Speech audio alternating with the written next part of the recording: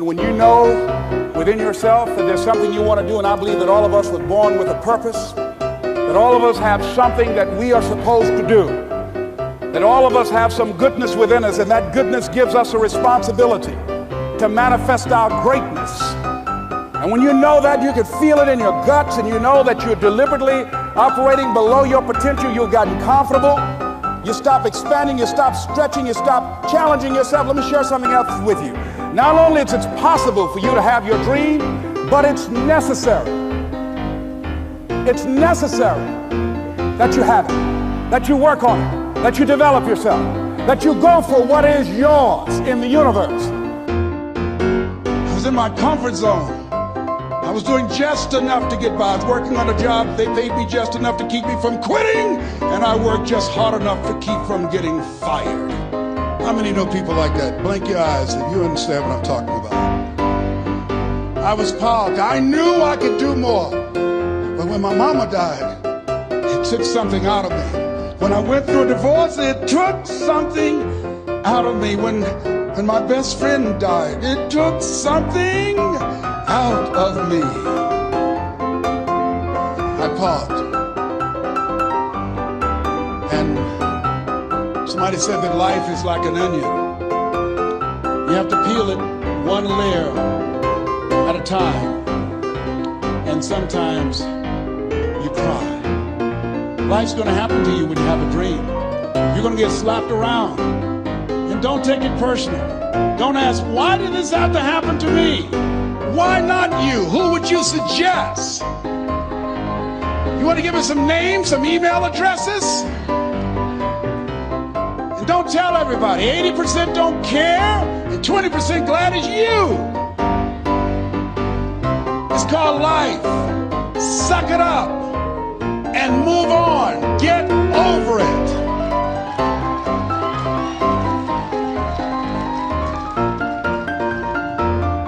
It happens to everybody. Here's the other thing: as you look at your goals and look at your dreams, when you're going through some stuff, repeat after me, please. When things go wrong, don't go with them. Yes, write that down. When things go wrong, don't go with them. When you're working on a business deal, you're counting on some money. Someone said you will get the loan, and it falls through. You have an event, and the people that you thought would be there and support you, they don't come through. Or someone turns against you, or you get ripped off. It's going to happen to you. Happened to me. Someone stole all my products. My database, over 180,000 names and addresses. It's not personal. It's going to happen to everybody. It does. 8 out of 10 millionaires have been financially bankrupt. Walt Disney had he filed bankruptcy 7 times and had 2 nervous breakdowns. It's called life. But I got a saying: when life knocks you down, try and land on your back, because if you can look up, you can get up. You've got the power in you to do that. You've got something special. You've got comeback power. Here's the other thing. Let us say together, it's possible. It's necessary. It's me.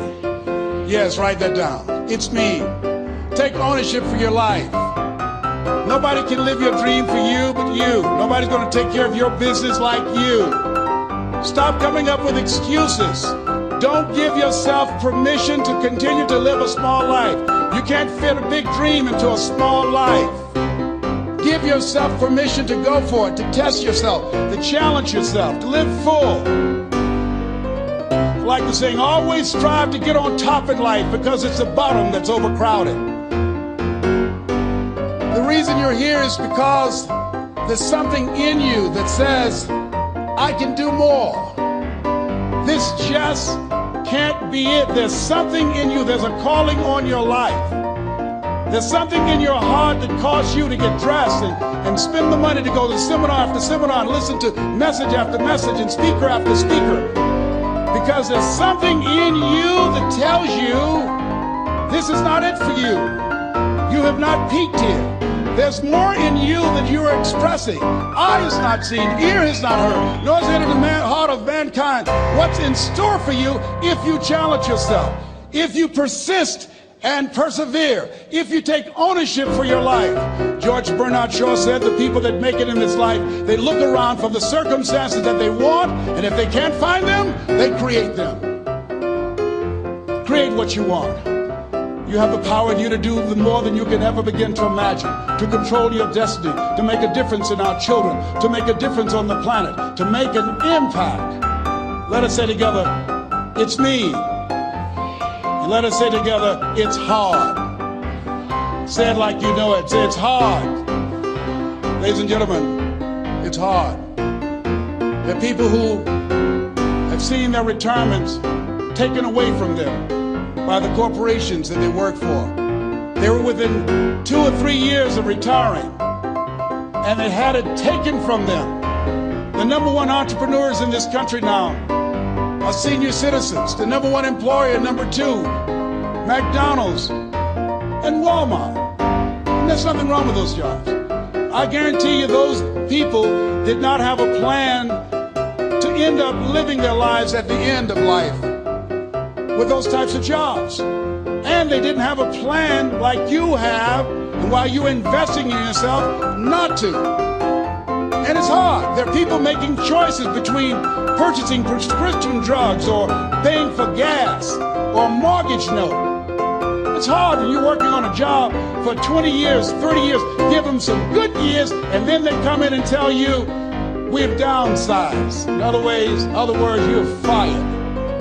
And then you have to start all over again. How many of you know it's hard? Raise your hands, please. It's hard.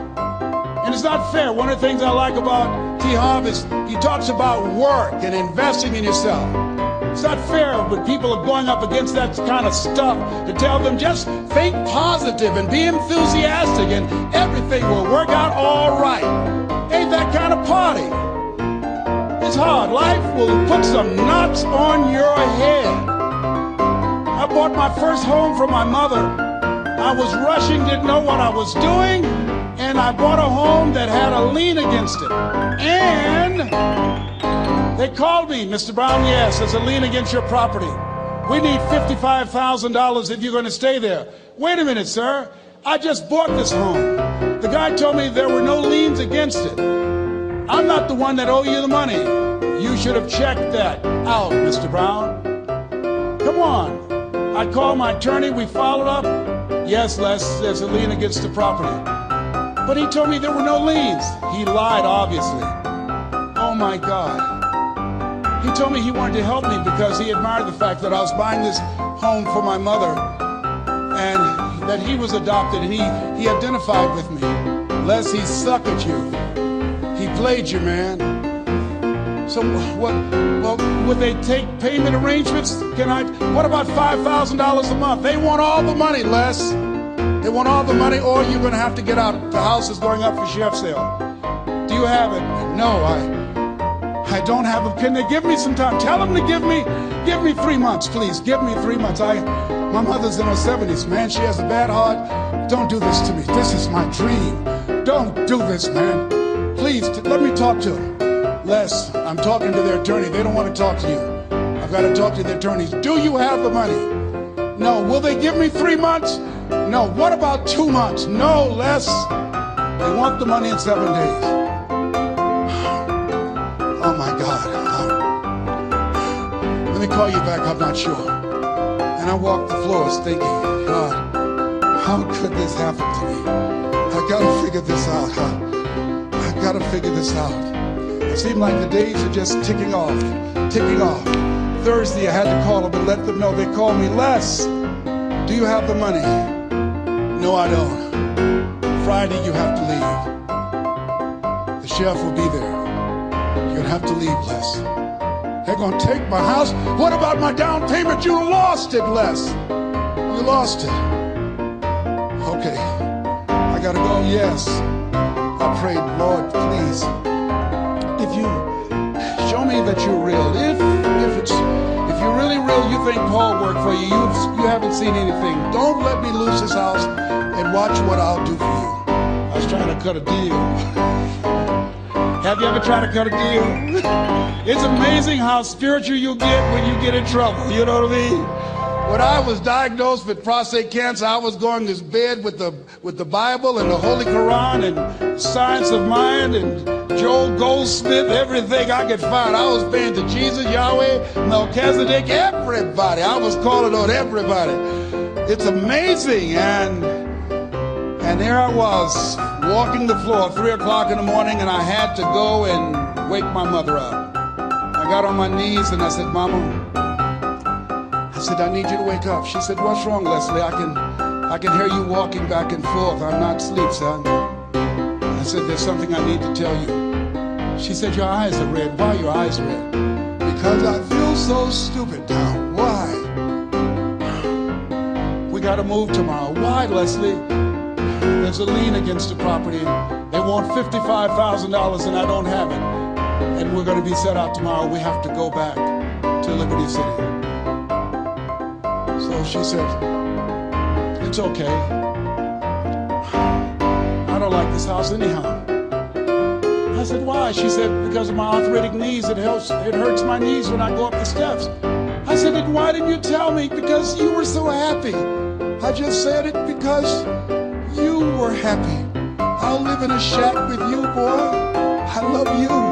It's not the house. I love you. I love all my children. I said, thank you, Mama. Thank you.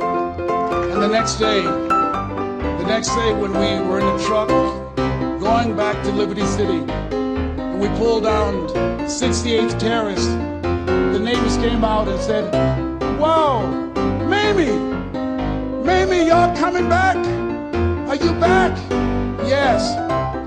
What happened to the home your boy bought for you? Those boys you adopted. Leslie didn't do a title search. He made a mistake. And boy, I was so humiliated. How many ever made a mistake that you were just humiliated? Raise your hands. I was devastated. I was taking the furniture off the truck, and my mother came and I was crying. And she said, boy, I said, yes, ma'am. She said, hold your head up. I said, Mama, I can't. She said, hold your head up. I said, why? Look what I've done. She said, it's okay. It's okay. You are going to make a lot of mistakes in life, young man. You're going to fail your way to success. You have nothing to be ashamed of. Keep your head up and take that furniture back in the house. I said, yes, ma'am. And I learned something from that. If you ever go through something, hold your head up. If you ever make a mistake, hold your head up. If you ever do something and everything goes wrong, life catch you on the blind side, hold your head up. It's not over. Goethe said, that which does not kill you will make you stronger. Hold your head up. Shake someone's hand on your right and left and say, hold your head up.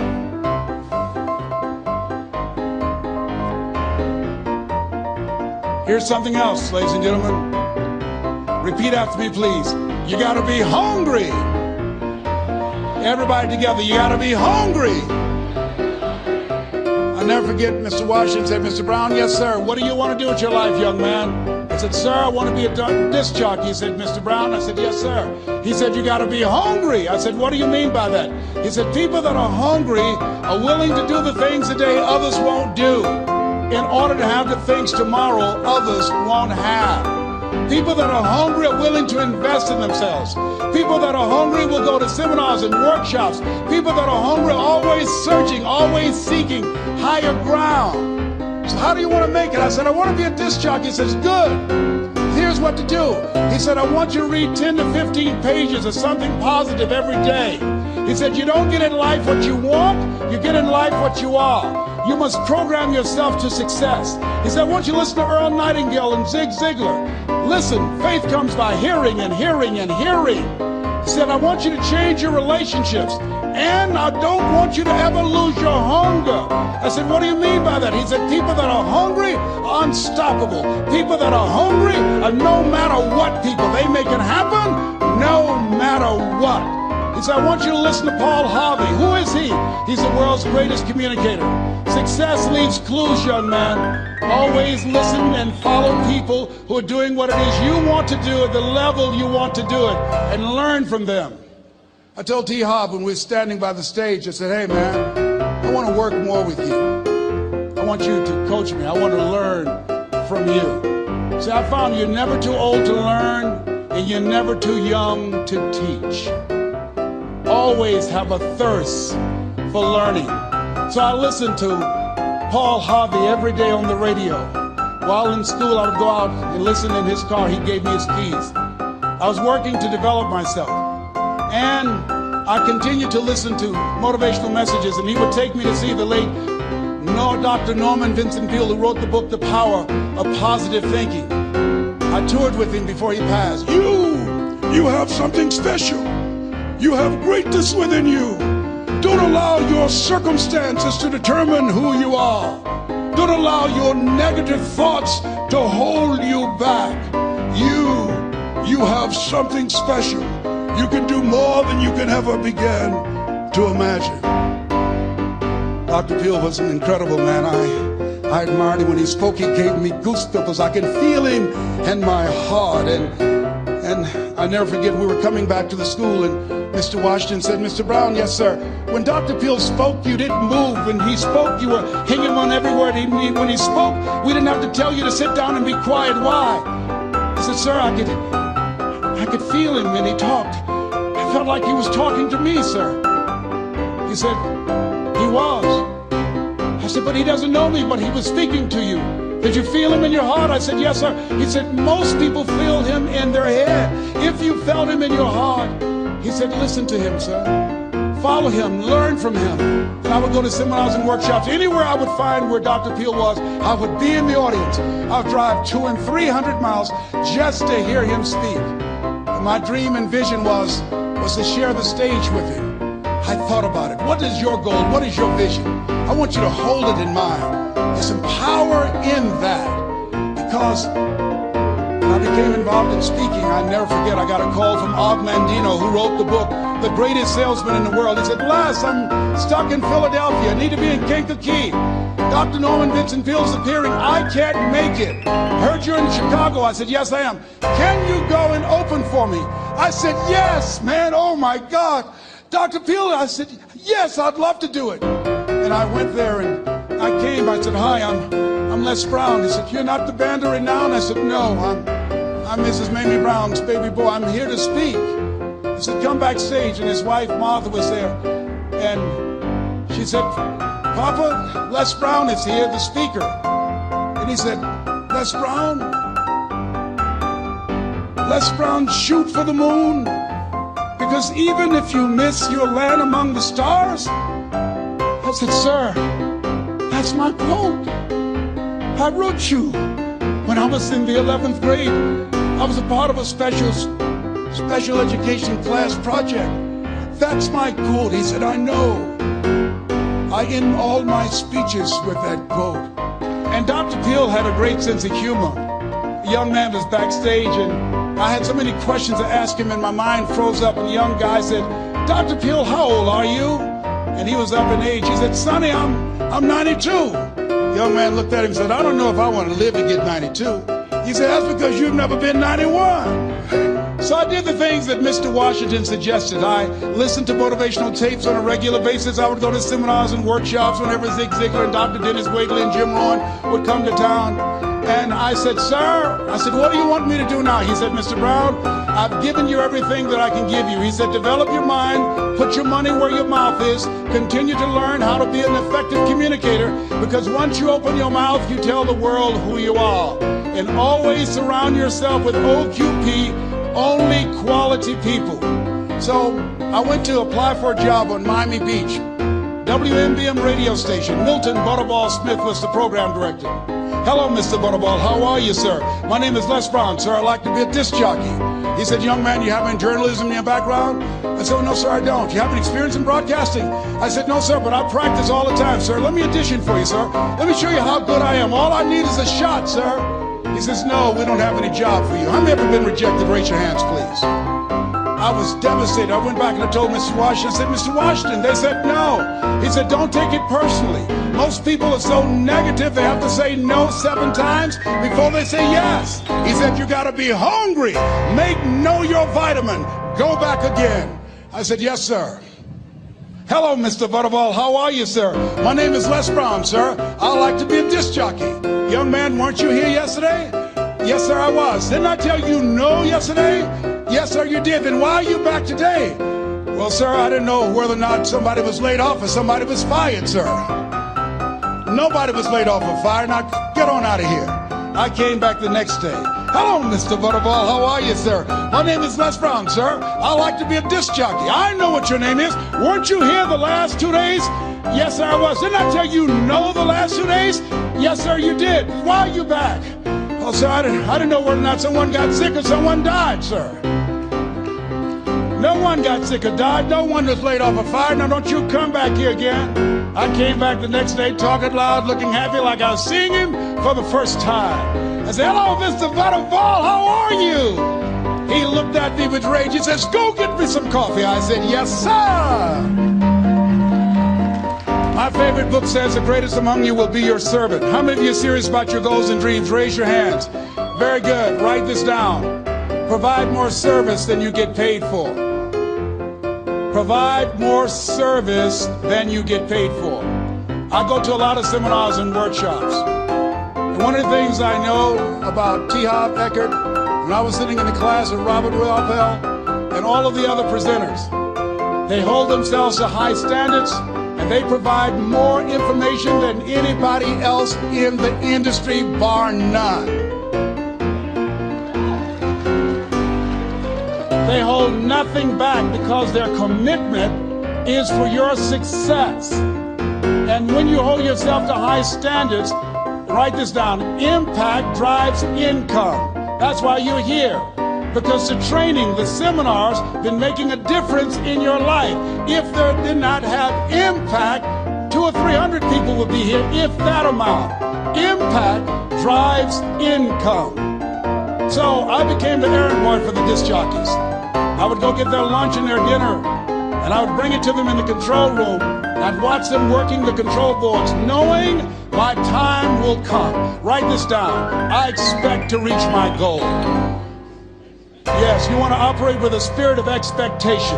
I expect to reach my goal. So I started preparing for the next position. Never forget one quote that I heard. As you look at your life, you look at your goals and dreams. It's better to be prepared for an opportunity and not have one than to have an opportunity and not be prepared.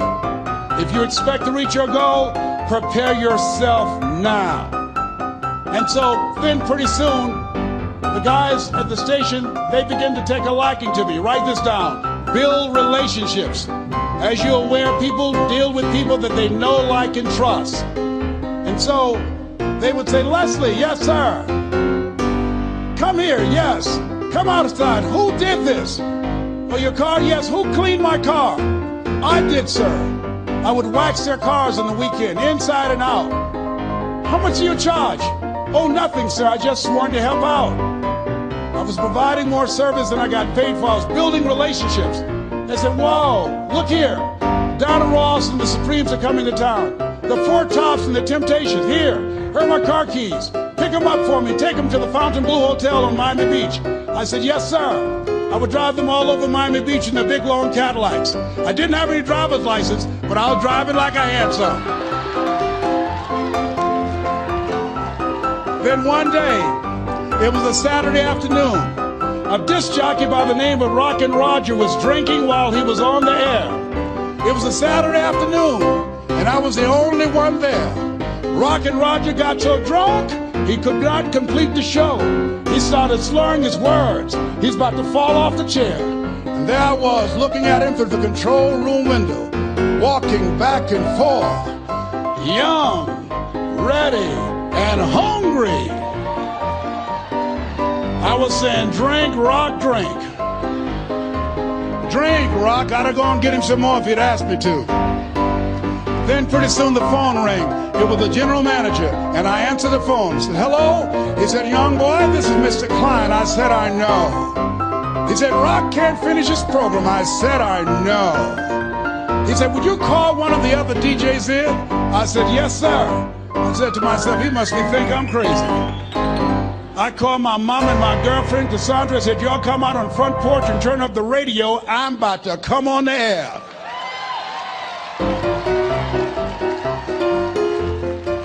I waited for about 20 minutes, and I called him back. I said, Mr. Klein, I can't find nobody.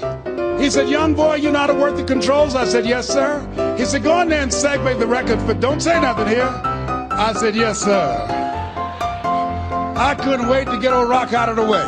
I put on a fast record. I said, look out, this is me, LB Triple P. Les Brown, your platter playing papa. There were none before me, and there will be none after me. Therefore, that makes me the one and only. Young and single, love to mingle, certified, bona fide, indubitably qualified to bring you satisfaction and a whole lot of action. Look out, baby, I'm your love man. I was hungry. I was hungry. Get old man a round of applause. I was hungry. I was hungry. You gotta be hungry. Shake someone's hand on your right and left all around you and say, you got to be hungry. You got to be hungry. To get those dreams out of your head and step into your greatness, you got to be hungry. To get those ideas, that talent, that gift out of your system, you got to be hungry. To get up off the canvas of life and understand what Willie Jolly meant, that a setback is a setup for a comeback. You gotta be hungry. People that are hungry are willing to do the things today others won't do in order to have the things tomorrow others won't have. How many of you got value out of what you've heard thus far? Raise your hands, please. Very good. I would like to leave this with you. I don't know what your goals are. I don't know what you want to do. Here's what I know about you. You have greatness within you. Here's what I know about you. I can help you to live full and to die empty. I can show you what I've learned. If anybody told me that I would be doing what I'm doing now, I leave here today, I'd go to New Orleans and speak there, then I'd be flown to Barcelona.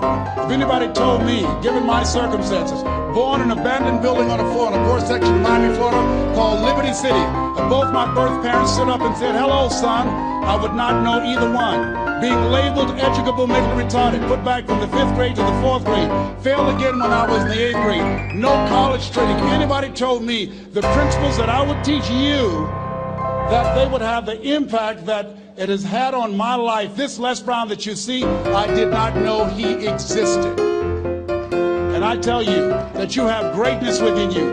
You have the ability to do more than you can ever begin to imagine. Come into the room with me. And I guarantee you your life will never be the same again. I like to leave this with you. I don't know what your goals are. Mine is to find a cure to autism. Mine is to find a cure to breast cancer and to prostate cancer. Mine is to work with our youth and to reduce the recidivism rate in our prisons and help young people learn how to become an asset to our society rather than a liability. Mine is to train speakers to become great communicators, to speak from their heart, not their heads, and teach them how to impact and create a new conversation so people can see the possibilities of life and overcome the possibility blindness that held me hostage for 14 years. I don't know what your goals are, but here's what I know about you, and I don't know you. You've got greatness within you. And I like to leave this with you, something my mother used to love to hear me say. Leslie, yes ma'am, mama.